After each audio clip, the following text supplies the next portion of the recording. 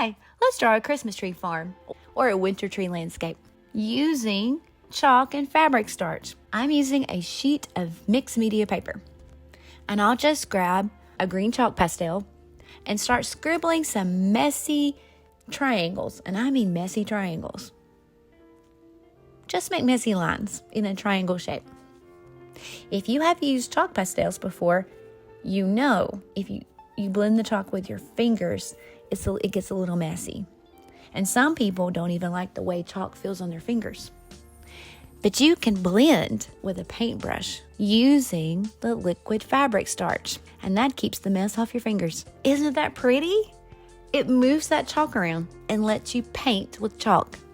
But a tree farm needs more than one tree. I'm going to add a line for my trees to grow on because we got to plant some trees. Let's add a few little lines on our paper to give our tree some land. And I'm just going to do with colors that kind of remind me of snow. And then I'm going to blend with a paintbrush dipped in that starch. I'm going to sketch some of those messy triangles, tree shapes, a little smaller and a little lighter than the first one. That's going to be a row of trees back behind our first tree. And then I'm going to blend them just like we did with the first tree using a paintbrush and the liquid starch.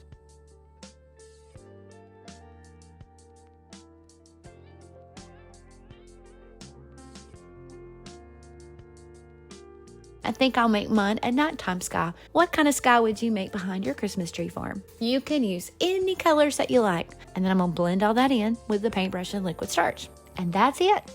You have a tree farm. We hope you enjoyed this Christmas tree farm chalk painting.